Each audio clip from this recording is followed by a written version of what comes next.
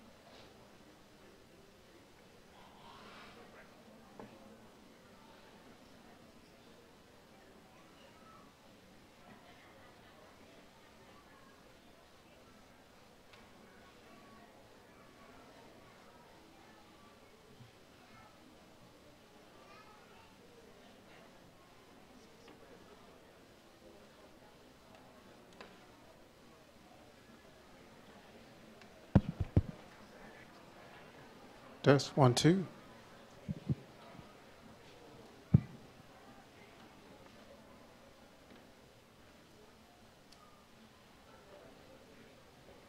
Test 1, 2, 3.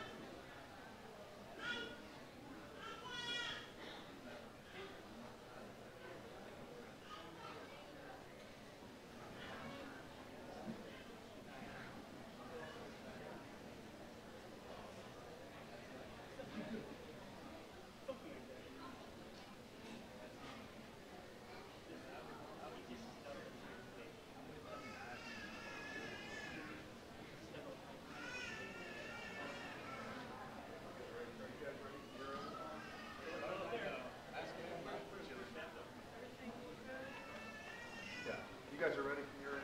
Ready from your end? Okay.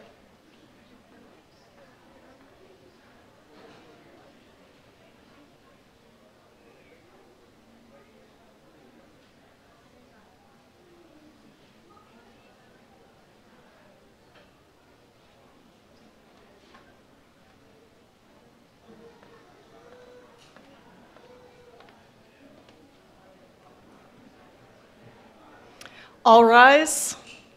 The United States District Court for the District of Kansas is now in session. The Honorable John W. Lundstrm presiding. Thank you. You may be seated.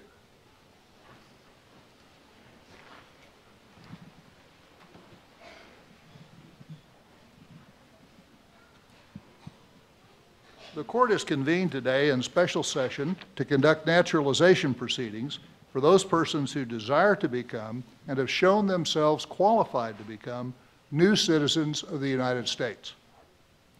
My name is John Lundstrm. I'm one of the judges of the United States District Court for the District of Kansas. I happen to live here in Lawrence, Kansas, so it's particularly a pleasure for me to be able to preside over this today. Let me give my welcome to all the friends and relatives who've come to share in this wonderful occasion with these new citizens. Seated with me today is Dr. Douglas Girod, the 18th Chancellor of the University of Kansas, who will greet you a little bit later. For the new citizens and their guests, you may be interested to know that new citizens today follow very much the same road to citizenship, which has been taken by those who have come before you for more than 2 centuries. Since 1790, when the first naturalization law was passed by Congress, there has always been some sort of judicial proceeding in court or in some similar suitable place as an integral part of the naturalization process. The court is always delighted to take part and to help make this a very special event in your lives. In fact, for those of us from the court, this is probably the favorite thing we do, because it's the one time when everybody goes away happy.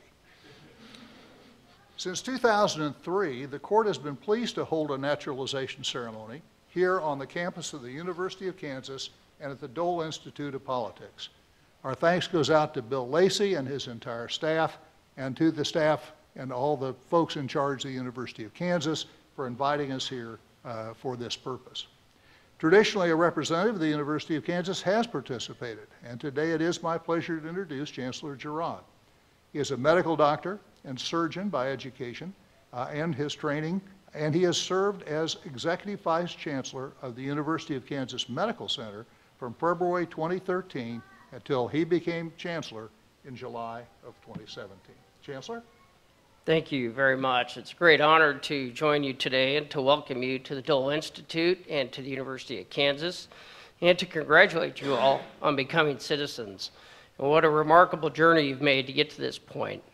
As of today, you will forever be part of the larger story of the United States. Today, you stand alongside individuals from a number of different countries. Some of you don't look alike. Some of you probably don't speak the same native languages. Some of you probably don't pray the same way. But today, you'll raise your hand and swear a sacred oath that binds you together. As of today, you are all Americans. It's fitting that you celebrate this day here at the University of Kansas. KU is an international research university that's dedicated to educating leaders from over 100 nations. We build healthy communities here and around the globe, and we make discoveries that really change our world. Our scholars' diverse backgrounds enrich our community and lead to new discoveries and new ideas. This diversity makes our university stronger and more representative of the society that we serve, and that's something that we're very proud of. Many of our international students will return home to their countries and benefit those economies, but thankfully, many will also choose to stay and make the commitment that you've made to become citizens of the United States. The rights of citizenship are many, but the process you've gone through is difficult. And it's difficult for a reason, because the rights you gain as citizens have been hard-won and must continue to be protected. In addition to rights, citizens also have responsibilities to uphold. More than 60 years ago, at a ceremony much like this, Then Senator John F. Kennedy said, "No form of government requires more of its citizens than does the American democracy." And he was right. The truth is, being an American is hard work. At a minimum, it requires you to perform the basic civic duties like voting and serving on duties. But more broadly, it requires being informed and active participants in our democracy. The reality is, our form of self-government only works when educated, civic-minded individuals participate in their communities and uphold our nation's founding principles. Beginning today, we know we can count on you to fulfill those responsibilities, and you can be proud that in doing so, you will help write the next chapter of America's history.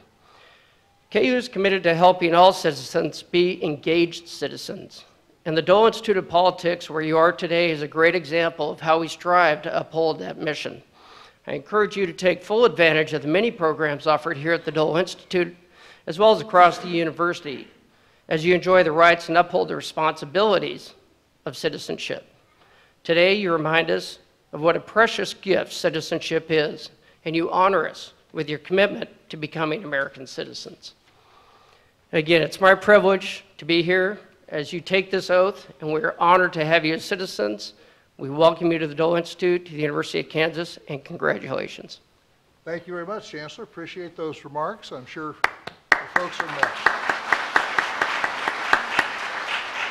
who are about to become citizens and their families and friends who are here appreciate those remarks as well. It's very special, I think, to have, as you suggested, this ceremony at the University of Kansas, and particularly in a building such as this one, named after Bob Dole, who was a tremendous servant to our country and I think epitomized citizenship in a way that's extremely important to remember. And remarkably continues to serve. Indeed, indeed he does. And without him, I probably wouldn't be here today, the way all that works. So I have a personal fondness as well, I'll have to confess. I'd like to just say a couple of moments, if I could, about Constitution Day, please. It's September 17th, and as Americans, we are rightfully proud of our Constitution, and there are many reasons why it is very appropriate that we honor the Constitution and that a particular day has been set aside for that purpose. I would like to mention one aspect of that today, which sometimes does not receive very much public attention. The United States is one of the very few countries in the world that has a judicial branch that is independent of the rest of the government. Our judges are bound to follow the law and their own consciences, but are not controlled by a king, a president, or a parliament. Once a federal judge is appointed and confirmed, he or she is part of a separate branch of government established by Article 3 of the Constitution. This does not mean that judges should be arrogant or set themselves up as petty tyrants. The checks and balances of our constitutional system guard against that. Judges are accountable, but they do not and should not decide cases for personal gain or to win favor or to follow the orders of the party or person who appointed them. In this respect, our judicial system is the envy of the world. I am proud and humbled to be a part of that system and to honor today the Constitution which created it. I hope that you will reflect on the importance of an independent judiciary yourselves and decide that it is a source of pride for you as a citizen as well. Well, with that, I'd like to now call upon David Rempel to give us a vocal selection. Dave is a graduate of the University of Kansas School of Law, and he also is a member of my chamber's staff. He's a lawyer who works for me in a capacity that's known as a law clerk, which means he tells me what the law is. And hopefully I can understand what he's telling me. In any event, Dave, if you would proceed, we'd appreciate it.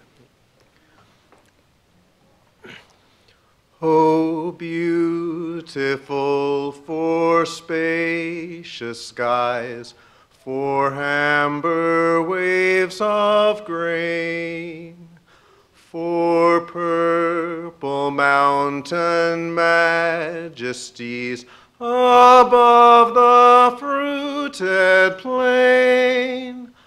America, America, God shed his grace on thee, and and crown thy good with brotherhood from sea to shining sea. O beautiful for pilgrim feet, whose stern impassioned stress a thoroughfare for freedom beat across the wilderness. America, America, God mend thine every flaw.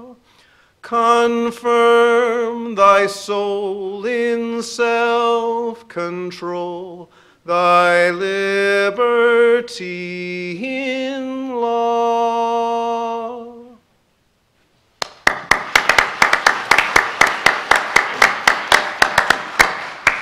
Thank you, Dave. That was wonderful, and I think sets a very appropriate note for us as we proceed here today.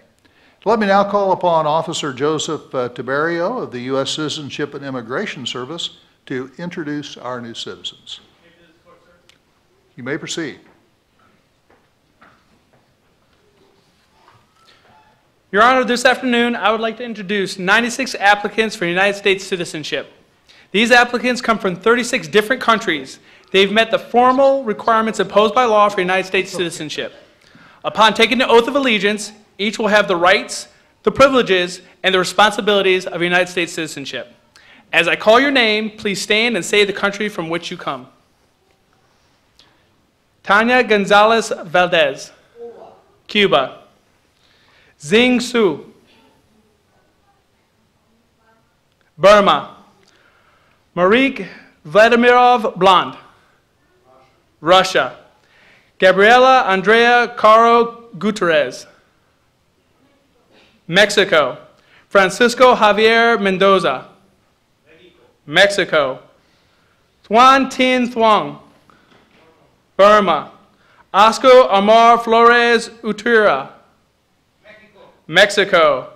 Mi Ray, Burma. Rosie Quintero, Mexico. Simon Ojeda, Mexico. Yasmith Hernandez Melendez, El Salvador. Dareni Guara Villarreal, Mexico.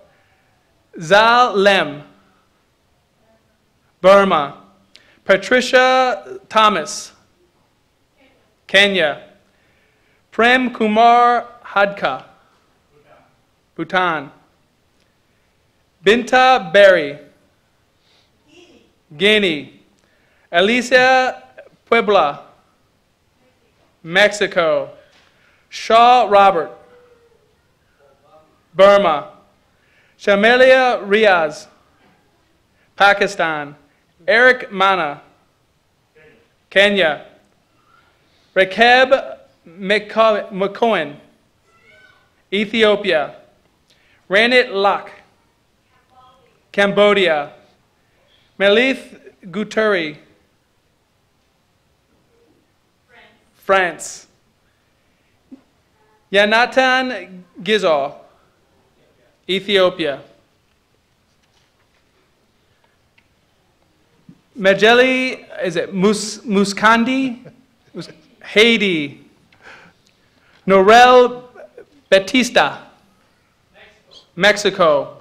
Juan Torres, Mexico. Oscar Morales, Honduras. Samuel Gigi, Kenya. Ramesh Karki, Bhutan. Ram Tedipali, India. Shrivina Dontavjua, India. Dipti Sateli, India. Pu Ray, Burma. Arturo Rubio Nunez, Mexico. Remy Brand, Canada. Renata de Olivia. Okay. Jose de Sus Saucedo Carrillo, Mexico. Maria del Fuego Sanchez, Mexico. Alice Kamendi, Kenya. Aramati Anza Gonzalez, Mexico. Olga Rodriguez, Mexico. Tuane Thak Pham Nguyen, Vietnam. Mike Nobel Than, Burma.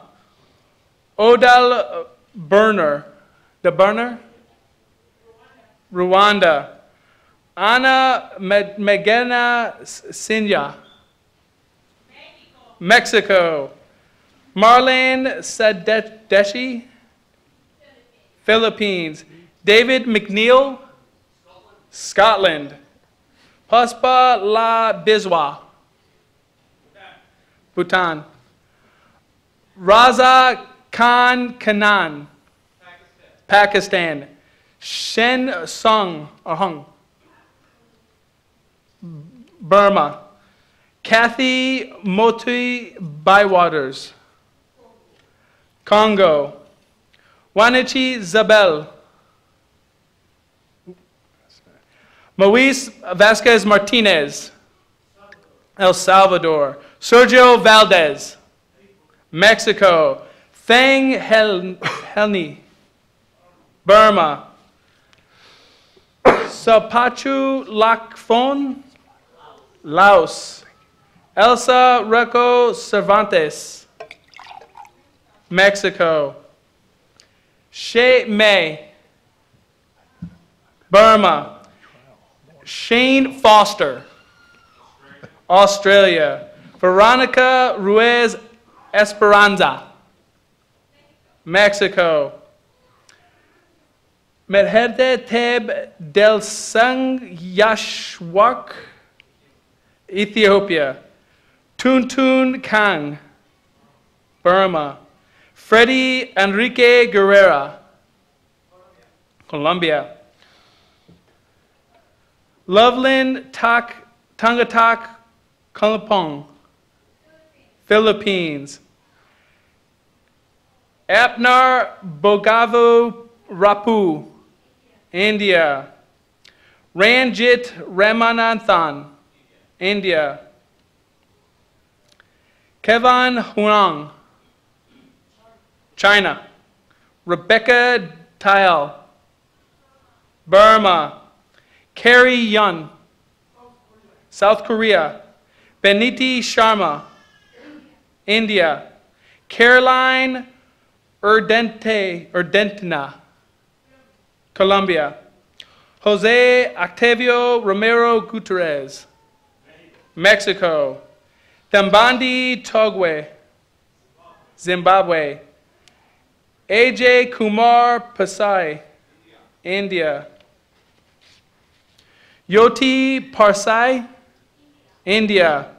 Dora Maria Marquez Villa, Mexico. Ingrid Jacqueline Silva Flores, Mexico. Bayak Lian Sang, Burma.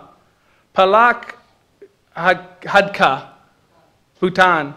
Robert Yamengba, Kenya. Ben Barros, Philippines.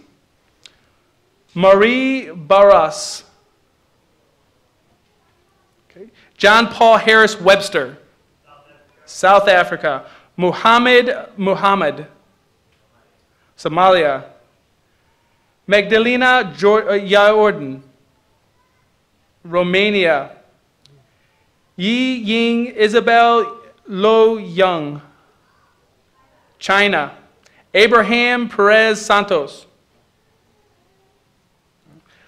Duarte Estela, India. Adele Tristan, Mexico. Twa Ray, Burma. Larry Morgan, Nigeria. Estelle Utura, Mexico. Mistre Tebu Tatides, Ethiopia. Brian Guzman. Okay. Ya Mayat. Luis Mesa, Venezuela. Woodrow Graven, Philippines. Javeth Ariga, Kenya. Almaz Leges, Ethiopia. Esau Galvin Marquez, Mexico. And this, Your Honor, is our class of applicants for this afternoon. At this time, the government moves that the oath of allegiance be administered to our prospective citizens of the United States and all petitions for name changes be granted. Thank you very much. Those motions.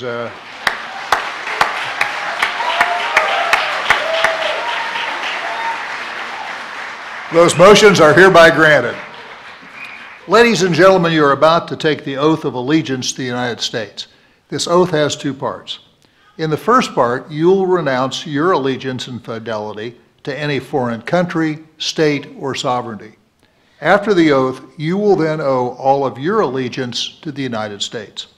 In the second part of the oath, you will swear to support and defend the Constitution of the United States against all enemies, foreign and domestic. In taking this oath, you should be aware of the many freedoms and rights those who first established this country, as well as those who have come after them, wanted so desperately when they came to America. And these were summed up in the Declaration of Independence and became the framework of the Constitution and its first 10 amendments. Because we are persuaded that you agree with the principles expressed in the Constitution and that you will keep your oath to support and defend that great instrument, we are about to bestow on you the same privileges as native-born Americans. With these thoughts in mind, you will now take the oath of a new citizen, which will be administered by Deputy Clerk of the Court, Ingrid Campbell. Ms. Campbell? If you are able, please stand and raise your right hand. And repeat after me. I state your name. Hereby declare on oath that I absolutely and entirely renounce and abjure all allegiance to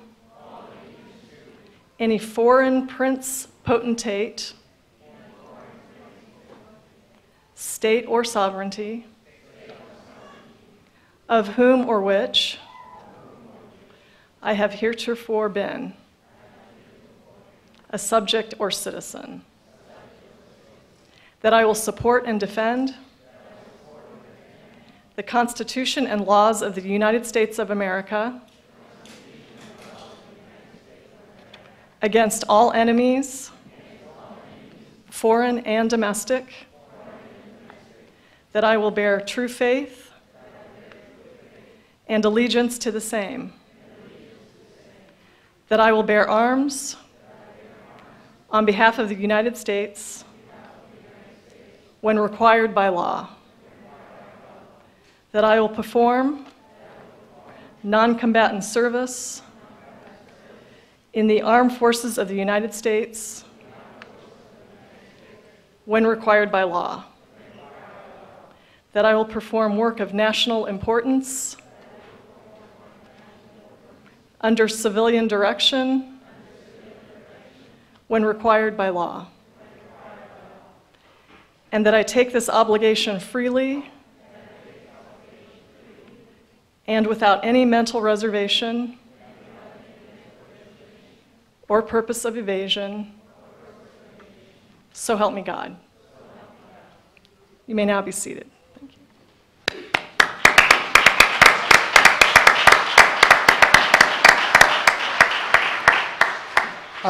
And now it's my privilege to get to be the first person to formally congratulate you as new citizens of the United States. Let's give it another round of applause.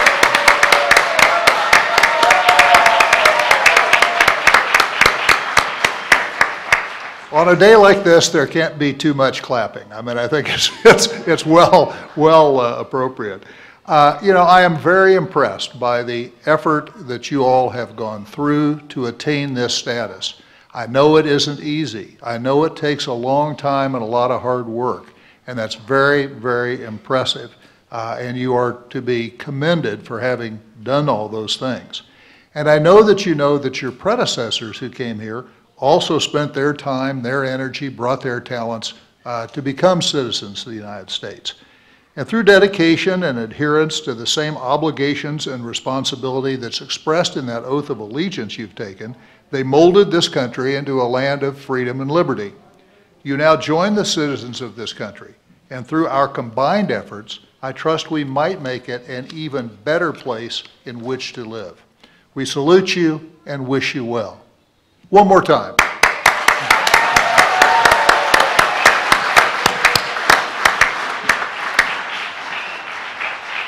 And now we have sort of a sad departure from our program, because next was for you to hear an address from Dr. Valentino Stella. Professor Stella is a distinguished professor emeritus of pharmaceutical chemistry at the University of Kansas, and unfortunately, he is in the hospital awaiting open heart surgery. Val is a native of Melbourne, Australia, and he became a naturalized citizen in 1994. He is an inventor, an entrepreneur, as well as a professor at the University of Kansas for many years. And as he has obtained over 46 U.S. patents, has 4 FDA-approved drugs on the market, and started 3 pharmaceutical companies. Val's also my neighbor. And as a result of all of that, I've been provided a copy with Val's talk. And while I'm not going to read the whole thing to you verbatim, I do want to read to you from it, because Val's story is the story of many people who came to this country from somewhere else. And interestingly enough, he had the history of his family having emigrated to Australia before he emigrated here. Val's story began with the fact that his parents lived in northeast Italy. They lived in that part of Italy which was really the crossroads of World War I with the fighting between Italy and Austria. And as Val puts in here, on any given day, his village his father's village might be in Italy, another day it might be in Austria, and it was quite a mess. His mother's family lived a little bit further down out of the mountains from where Val's father's family did. But at the end of World War I, they found that things were very difficult. And they simply couldn't see any future in Italy after that war.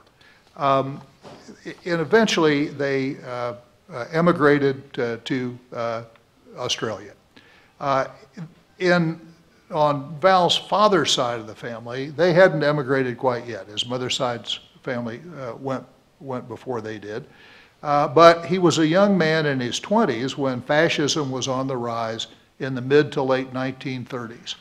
And in late 1936, at the instance of his mother, he too emigrated to the Melbourne area to join his 2 sisters and husbands who'd gone there in the 1920s. He was very lucky to have made it there because being in a preparation for war and various things that were going on, the Italian government and the military was not very happy about young men leaving who might be able to be serving in the military. But he was able to avoid detection and make it to Australia. He simply understood that World War I had been such a terrible event for the whole world that he became a pacifist as a result. Interestingly enough, in Australia, many Italian immigrants were put in internment camps, just as many Japanese Americans were put in this country. He escaped that because of some work skills that he had. But he was restricted in his ability to move around Australia because of his Italian background. In any event, he and his wife, Val's mother, were married, and Val was born in 1946. And as Val puts it here, I assume I was the answer to their dreams and not the beginning of a nightmare. Well, I hope that's the case. In any event, after life had progressed along, Val eventually came to the University of Kansas in the fall of 1968. He had as his dream to earn a doctorate and become a professor, a teacher, a researcher. And he began work here at the University of Kansas under the late and amazing Professor Takeru Higuchi, a Japanese-American whose family had immigrated to the San Jose, California area. So you see kind of a continuing thread here of new blood coming into our country, whether it be from Japan or Australia or Italy by way of Australia. Professor Higuchi, who truly was one of the great pillars of this university in many, many respects, and I know the Chancellor is very familiar with the legacy of Takiguchi, just again epitomizes the importance of immigration and new people coming into our country. Those were troubled times at KU in those days when Val came here. It was the era of the Vietnam War protests and many other things that caused uncertainty and conflicts around here. Nonetheless, Val met his future wife here and decided that he wanted to stay here and become a citizen of the United States.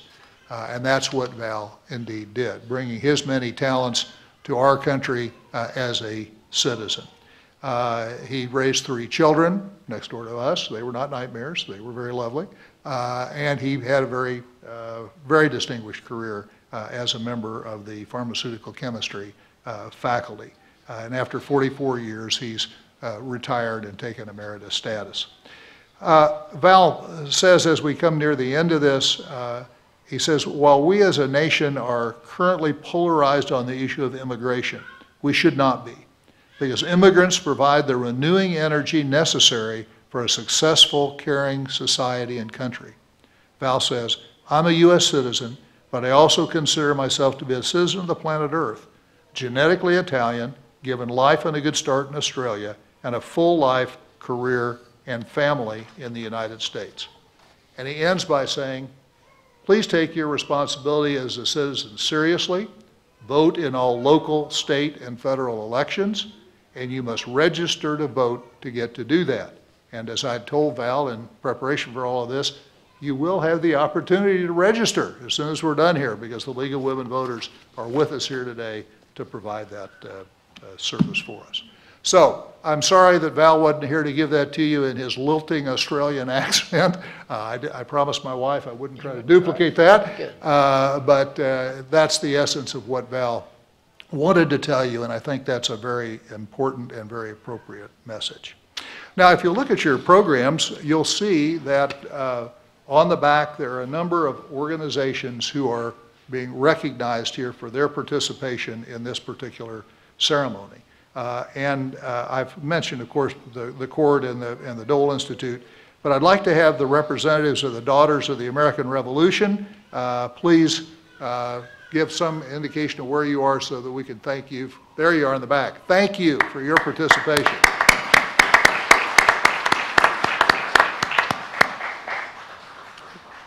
And the League of Women Voters, where are you all? Here we.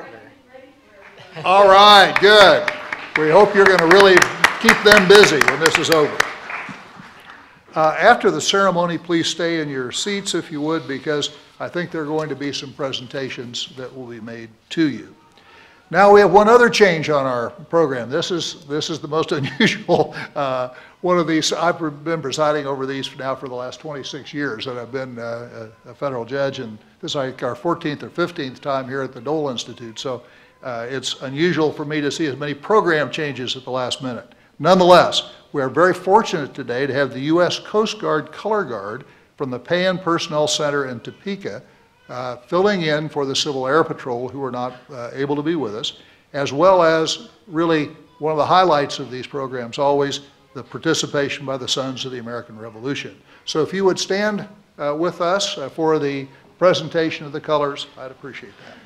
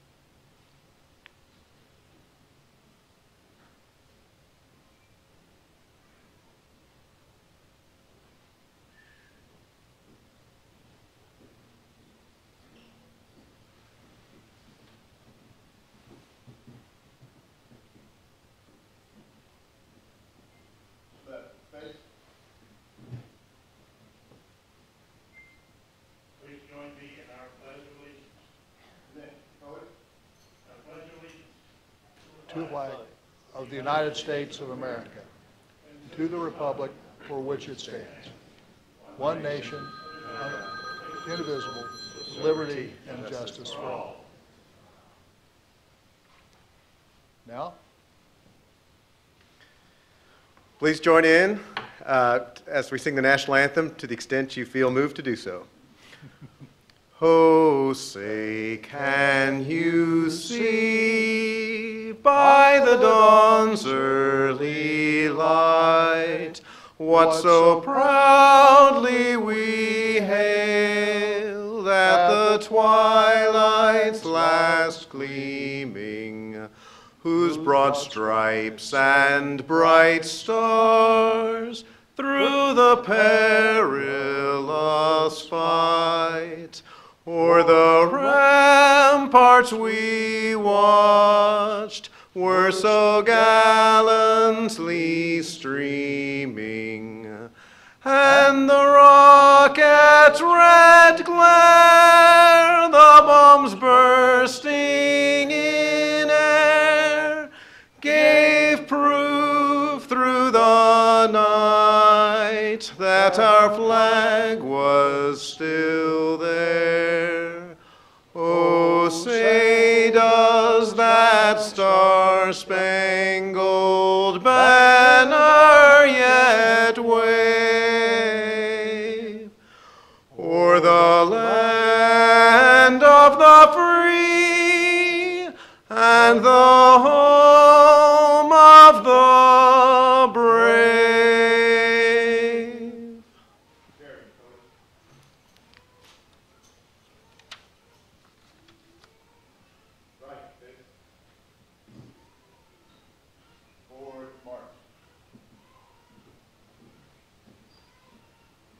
you may be seated. Thanks to you, Dave, for leading us in the national anthem, and thanks again to the Coast Guard and to the Sons of the American Revolution for leading us in the Pledge of Allegiance. Some of you may be a little surprised to have the Coast Guard here in the middle of the United States, but the Coast Guard does have this presence in Topeka, and again, it's pretty much thanks to Bob Dole that we have the Coast Guard here. So it all kind of comes full circle. Let me just close by again congratulating each of you on this great occasion. May your new status as citizens bring you the joy and happiness it has brought those who have taken this momentous step before you. Always remember, of course, that with these rights and privileges now bestowed upon you as citizens do go responsibilities, which all of us trust that you will accept and discharge with courage and fidelity to what is now our country, the United States of America. With that then, court is adjourned.